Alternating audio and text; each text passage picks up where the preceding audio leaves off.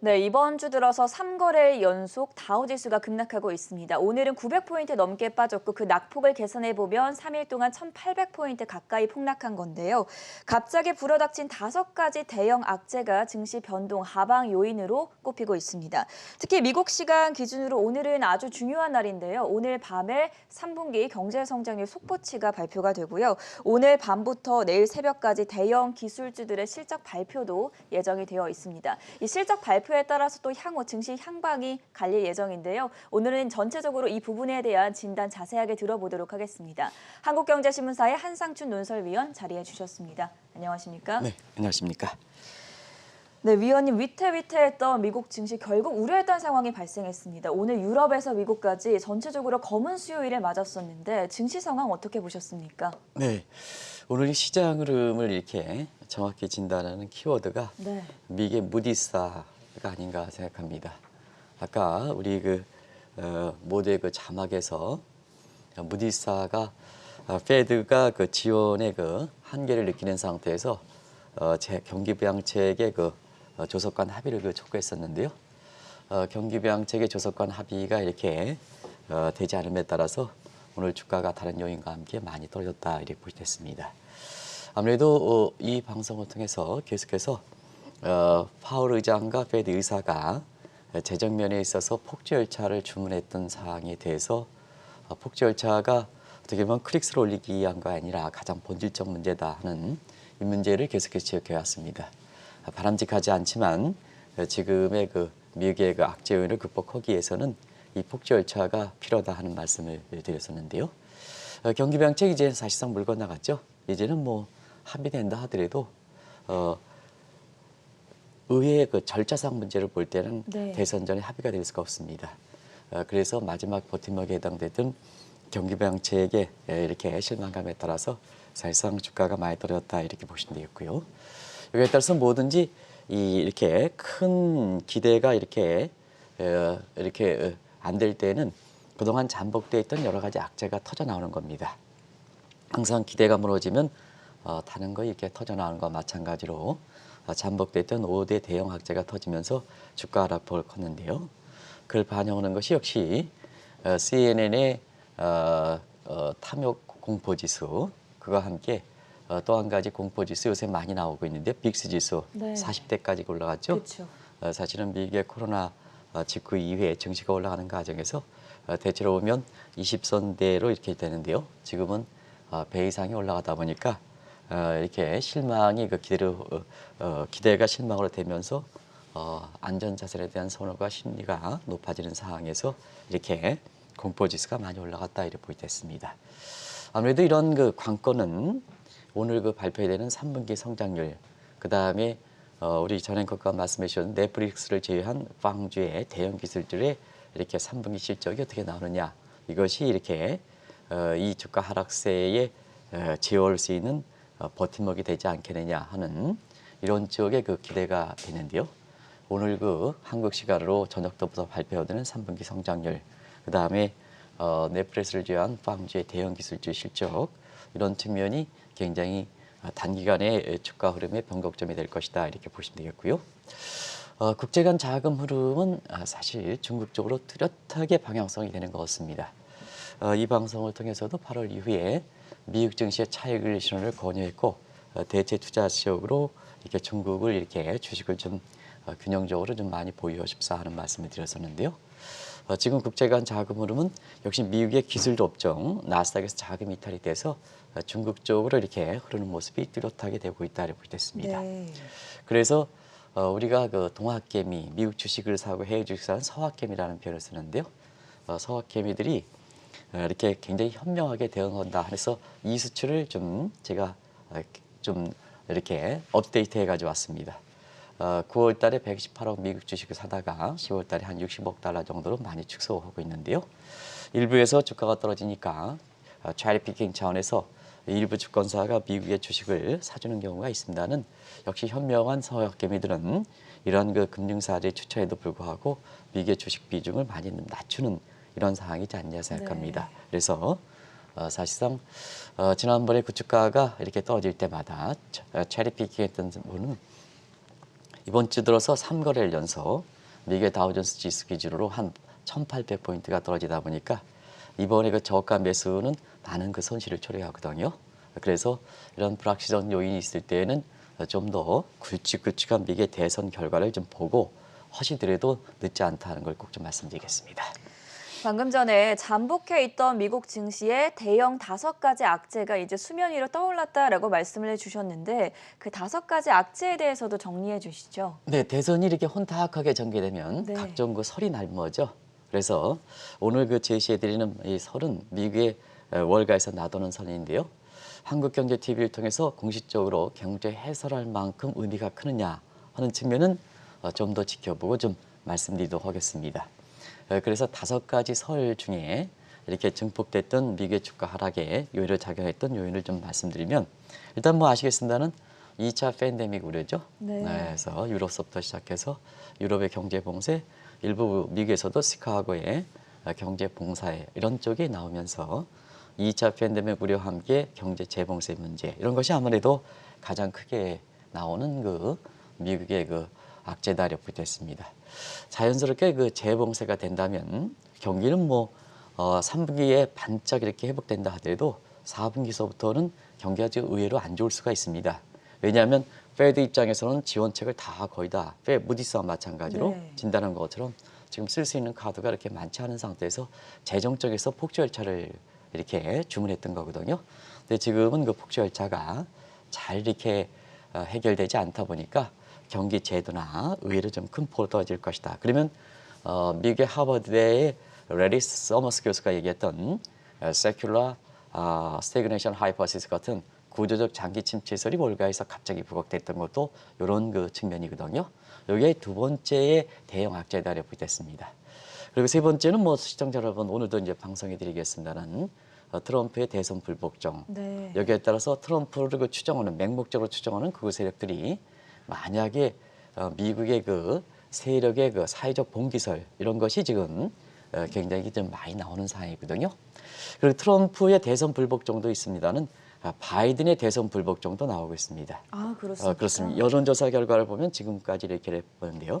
지금 혼탁한 그 트럼프의 쓸수가 많이 나옴에 따라서 이거를 그대로 두지 않겠다 하는 측면에서 지금 민주당의 이렇게 전통적인 세력뿐만 아니라 여기에 그 부동층들의 지금 모습을 보면 바이든의 대선 불복종령도 그래서 제가 의미를 해석하지 않는다 하는 게 보겠습니다. 네. 그래서 대선 불복종이 나오면서 경우에 따라서 미 합중국의 강점이 좀 무너져서 일전에 한번 말씀드렸다시피 형태는 미국의 합중국 형태로 되지만 실제로 정책 운영이라든가 이런 측면 받아들이는 측면에서 바이든 국가와 트럼프로 분류되지 않겠느냐 하는 이런 시각도 하나의 미국 증시의 악재로 작용하고 있다 이렇게 됐습니다. 그리고 사실 다음에 대선이 끝나면 제가 이 말씀을 드리겠는데요. 중국의 흑막설입니다. 흑막설인데요.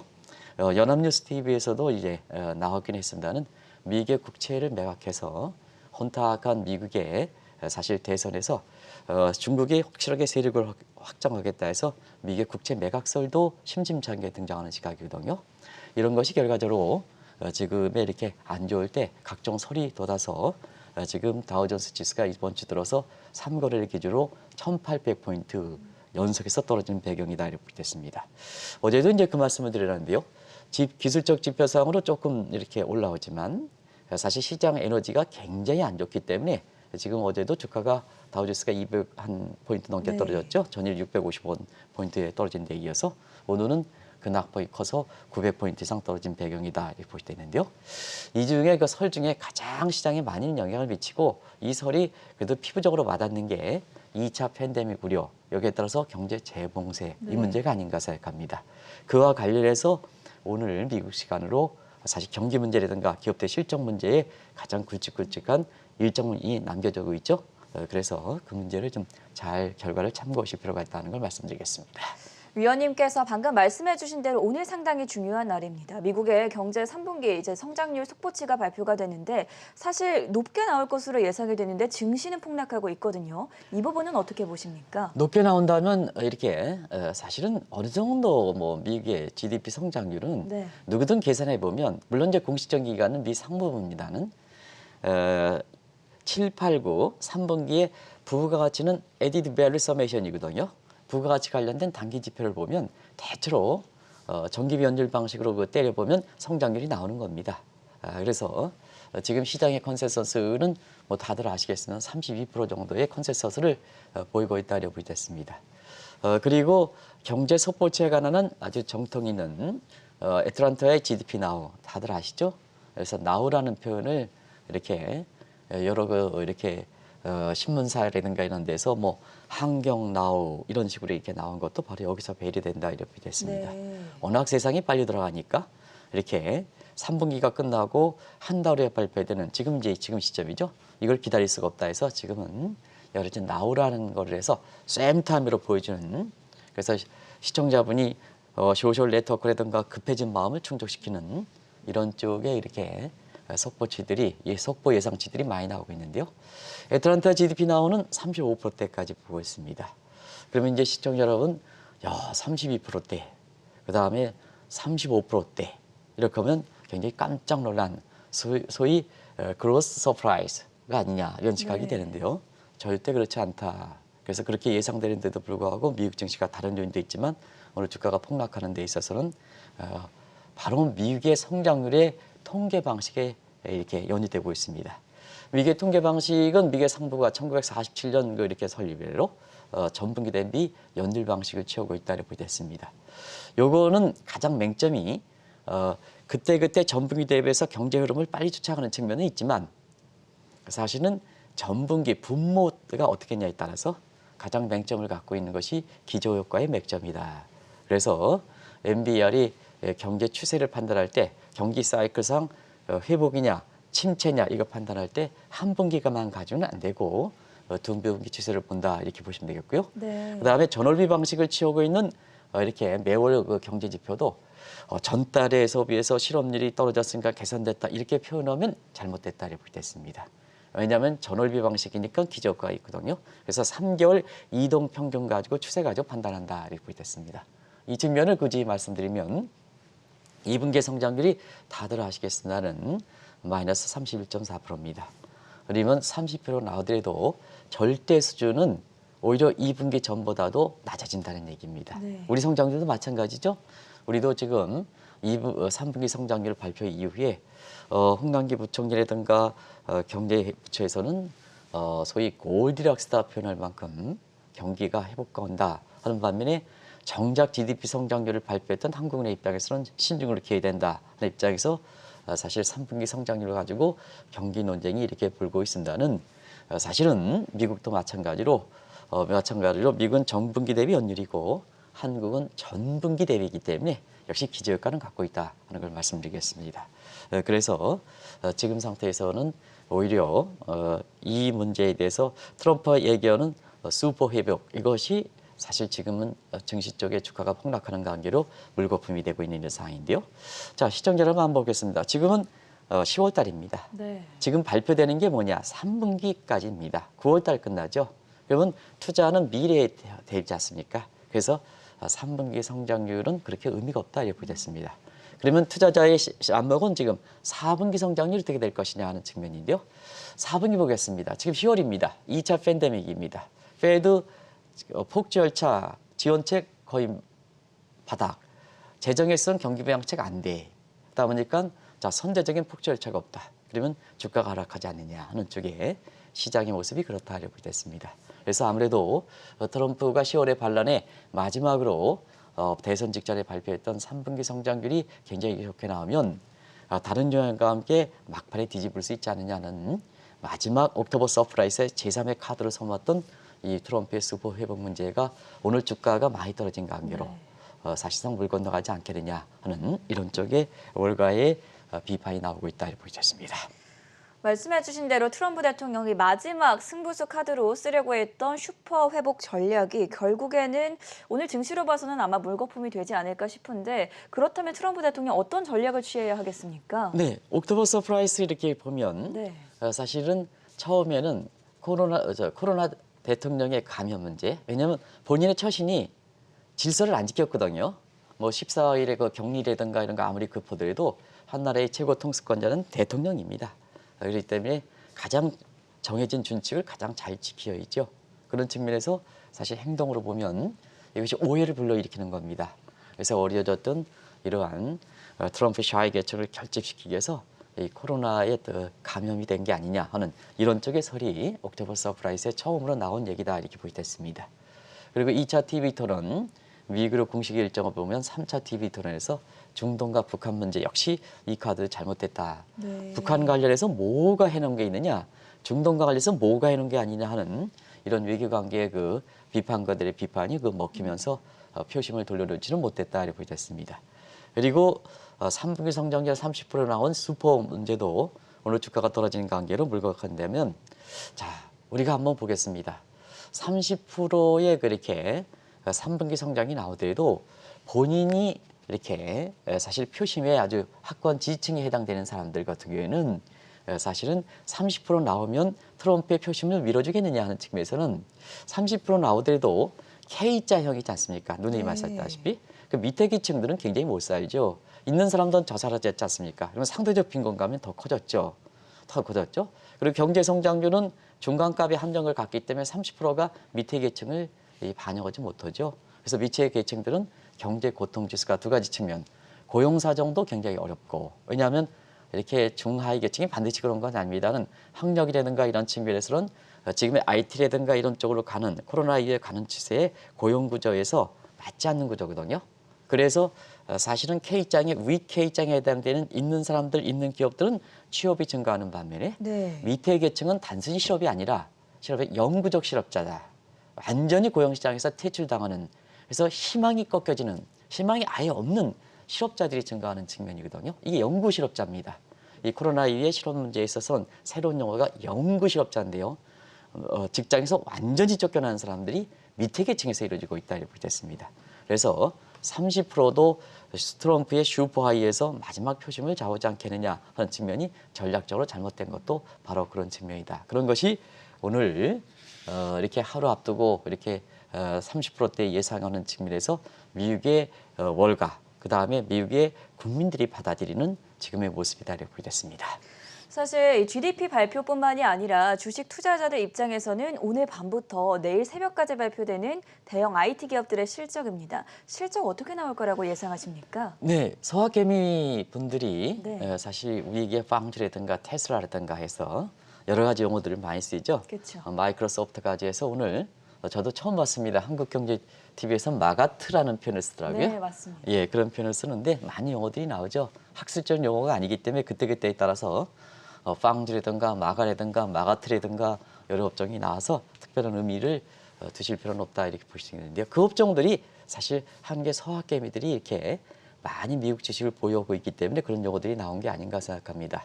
일단은 미국 시간으로 이번 주가 또 특히 미국 시간으로 오늘이, 그러니까 이제 29일이 되겠죠. 미국 네. 시간으로 이제 오늘 저녁부터 시작됩니다는 오늘이 어닝 시즌의 3분기 어닝 시즌 정점이죠. 그렇죠. 그래서 S&P 500대 기업 중에서 한 170개 기업들이 아주 집중적으로 이번 주에 어닝 시즌을 맡고 있는데요. 지금까지 3분기 어닝 시즌을 보면 사실 예상치가 좀 낮아서 네. 이렇게 실적치가 다 높았죠. 그래서 지금까지 발표된 이렇게 해서 예상치 대비해서 실적치가 높은 것은 어닝 서프라이즈라 이렇게 표현을 하는데요. 사실은 2분기에 어닝 서프라이즈의 70%보다 더 높습니다. 네. 80% 1%니까. 근데 왜 주가는 반영되지 않느냐? 어닝 서프라이즈 정도가 1분기 어닝 서프라이즈, 2분기 어닝 서프라이즈 정도가 작죠. 네. 작죠. 왜냐하면 예상치가 워낙 낮았기 때문에. 그렇죠. 이거 1분기, 2분기 때는 충격기 코로나 충격 때문에 예상치가 워낙 낮았었고 충격이 그 최소화하는 과정에서 사실 그 어닝 서프라이즈 정도가 굉장히 컸거든요. 네. 근데 항상 항상 기대는 수렴되게 되거든요. 자꾸 시행착오를 반복하면서. 네. 그래서 3분기에는 어닝 서프라이즈 수가 2분기에 73%보다 더 높지만 주가가 반영되지 않는 것이 그 어닝 서프라이즈 정도가 예상치 대비해서 실적치 정도가 굉장히 미미하기 때문에 그렇다 이렇게 됐습니다. 단순히 일부 사람이 어닝 서프라이즈가 굉장히 크다 하는데요. 지난 이거 2분기에 73%에 비해서 3분기에 82%다. 굉장히 미국 증시를 이렇게 그래서 체리 피킹 주가가 떨어질 때 주식 사십시오 이렇게 얘기했는데요. 그것은 이렇게 어닝 서프라이즈 된다 하더라도 정도가 중요하다 이렇게 볼 수 있습니다. 1, 2분기만큼 어닝 서프라이즈 정도가 크지 않기 때문에 비율상으로 어닝 서프라이즈 비율이 이렇게 높다 하더라도 주가는 그렇게 반영되지 않는다 이렇게 됐습니다. 이런 차원에서 오늘이 미국 시간으로 굉장히 중요하죠. 이렇게 넷플릭스를 제외하고는 애플과 아마존과 페이스북과 구글과 동시에 발표하죠. 이게 동시에 비슷한 것이 어제 우리 이 시간을 통해서도 말씀드렸습니다는 네. 전임 발표했던 마이크로소프트가 사실 어닝 서프라이즈 발표했지만 시간이라든가 또 오늘도 마이크로소프트의 주가가 4% 정도 아주 많이 떨어졌습니다. 제가 보는 시점까지는 4%까지 떨어졌었습니다. 그리고 나머지 마이크로소프트와 관련된 오늘 발표되는 이러한 애플, 아마존, 페이스북, 구글도 전부 한 4% 가깝게 떨어졌습니다. 역시 사실상 이번에 이렇게 대형 기술주의 미국 시로 발표되고 있습니다는 마이크로소프트의 이렇게 어제 어떤 협정상에 재판되지 않겠느냐 하는 이쪽이 우려가 하는 작용에 따라 부족됐고요. 이 역시 또한 3분기 성장률 마찬가지로 4분기는 어떻게 될 것이냐. 지금 3분기 시점은 9월 말에 끝으면 4분기는 어떻게 될 것이냐 하는 측면에서 보면 사실 어닝 서프라이즈 정도가 나타난다 하더라도 4분기에 굉장히 격차가 줄어든다. 네. 격차가 줄어든다. 그런 추세가 반복되지 않겠느냐. 그리고 2차 팬데믹이라든가 그런 측면에서 보면 경제 재봉사가 된다면 경우에 따라서는 어닝 쇼크 얘기도 나오는 상태거든요. 그래서 주가가 이렇게 사실 오늘 비교적 많이 떨어진 것이 아닌가 이렇게 보고 있습니다. 미국 시간으로 3분기 GDP 성장률 속보치와 그리고 이렇게 실적 기업들까지 발표가 마무리되고 나면 이제 미국 대선이 바로 코앞으로 다가옵니다. 오늘 자체로도 지금 D-Day 5라서 저희도 아침에 특집 방송을 했었는데 대선까지 어떤 점들을 주목해 보면 좋겠습니까? 네, 대선까지 네. 사실 이제 미국의 대선과 관련된 얘기들이 아마 증시에 가장 그 전에는 미국의 공식적인 일정이 없습니다. 네. 그리고 대선 결과에 따라서는 내년 1월 20일까지 미국의 그 증시의 대선 결과에 따라서 굉장히 혼탁한 상황들이 많이 전개되지 않겠냐 이렇게 보고 있습니다.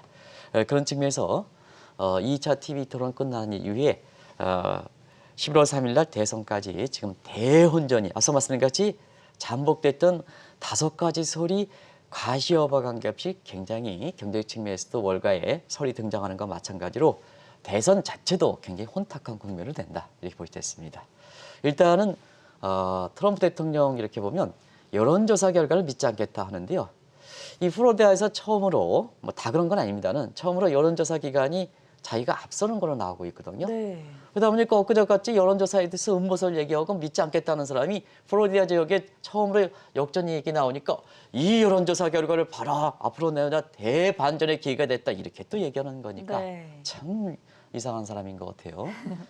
그리고 지금 마지막에서 2016년에 대선 당시에 보면 가장 주목하는 사항이 부동층이거든요. 네. 근데 2016년에 마지막까지 부동층이 있으면서 여론조사에서 힐러리 클린턴이 있었는데 이 부동층이 사실 힐러리 클린턴의 도덕성 문제가 제기되면서 이 부동층이 트럼프에 쏠림 현상, 트럼프의 표심 몰아주기 현상이 되는데요.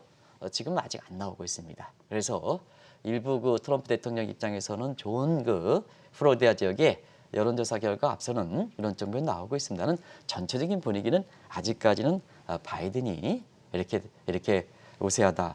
공교롭게도 오늘 한국경제TV가 상당히 좀 빠른 것 같습니다.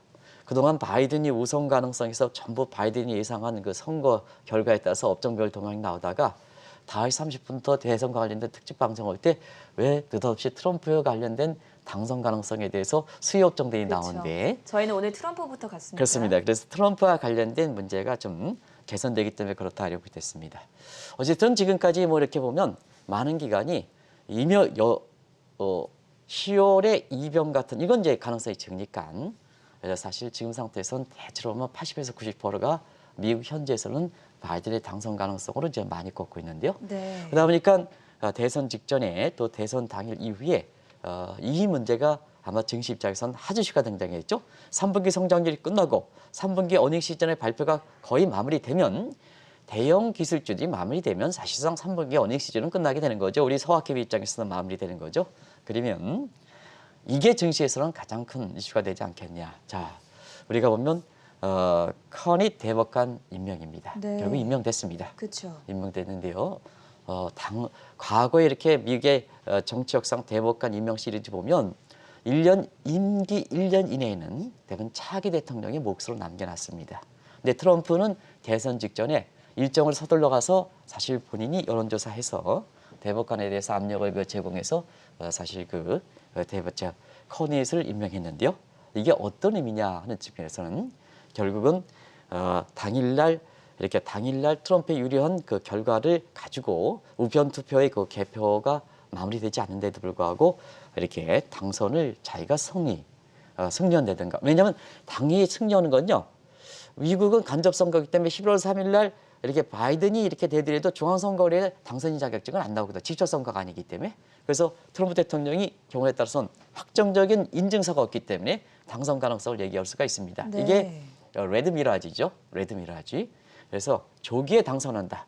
그리고 바이든이 낼 때는 런아웃하면 대법원의 판결에서 나오는 거거든요. 대통령이 결정되는 거거든요.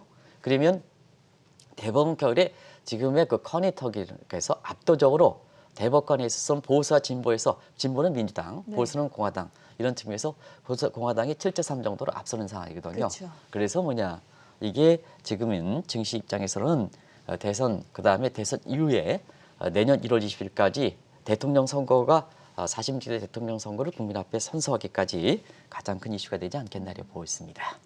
지금 미국 대선이 일주일도 채 남지 않은 가운데 대선별 시나리오를 분석해 보면 어떻게 정리해 볼 수 있겠습니까? 우리가 사실 올해 6월 이후서부터 이 네 가지 시나리오를 계속해서 말씀드렸죠. 네. 네 가지 시나리오 시간이 관계상 한번 쭉 보겠습니다. 그냥 네 가지 시나리오를 쭉 보여주시기 바랍니다. 이거 다들 아시죠? 지금의 현체제 첫 번째 시나리오 트럼프 연임 상원 공화당 지금의 시스템이죠. 두 번째 트럼프 연임 상원은 민주당으로 교체되고 그다음에 세 번째 시스템 바이든 당선 지금은 현체제 상원은 공화당 그다음에 마지막으로는 소위 물로 이렇게 웨이브를 하는 그렇죠. 바이든 당선 그다음에 상원도 민주당. 근데 사실 TV 테론 직전 이번 주 직전까지는 아마 네 번째 시나리오가 많았었죠. 네. 바이든도 되고 하원은 당연히 민주당이 될 거로 이렇게 보이고 상원은 민주당 하는데요. 플로리다 여론조사에서 트럼프가 나온 계기로 해서 사실은 이 중에 두 번째 시나리오 가능성도 나오고 있습니다. 네. 두 번째 시나리오 아시겠으면 트럼프 연임 상원은 민주당. 맞다. 그러면 이제 아까 서상희 팀장께서 잘 지적했습니다는 어쨌든 간에 대통령이 누구든 간에 상원과 엇박자가 날 때는 경기 부양책 부분에 있어서 상당 부분 이렇게 합의 통과하기 어렵다 하는 네. 점을 말씀드렸는데요. 그 중에서도 자 지금 그 플로리다 연임 조사에서 트럼프 대통령이 이거 나오는 계기로 해서 지금 불거지고 있는 이러한 소위 트럼프 연임 그다음에 상원은 민주당으로 교체되는 것.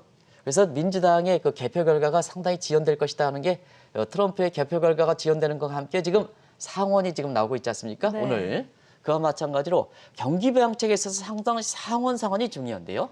이런 측면에서 상원이 이런 카드로 되면 정식적인 가장 악재입니다. 오히려 시청자 여러분이 많이 얘기하는 트럼프 바이든 당선 그다음에 상원도 민주당 하원도 민주당 하면 바이든의 경기 부양책은 2조 2천억 달러가 가장 많거든요. 네.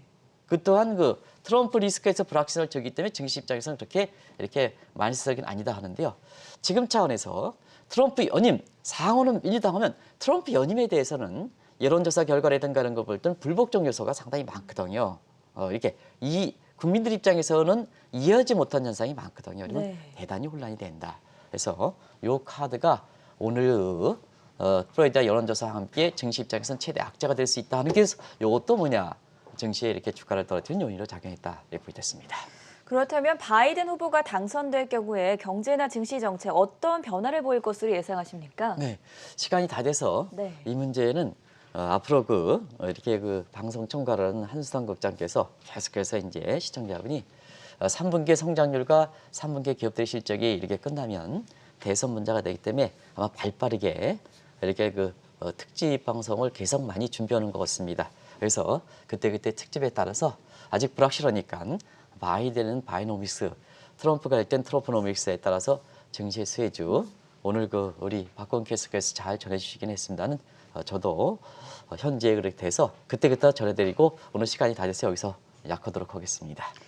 네, 미국 대선이 단 5일밖에 남지 않은 가운데 앞으로 또 미국 대선과 관련한 이슈는 자세하게 전해드리도록 하겠고요. 오늘 밤에 발표되는 미국의 3분기 경제 성장률, 그리고 대형 IT 기업들의 실적 발표까지 주목해보면서 증시 급락세에 대처할 수 있는 방안들 함께 살펴봤습니다. 지금까지 한국경제신문사의 한상춘 논설위원과 함께했습니다. 말씀 고맙습니다. 네, 고맙습니다.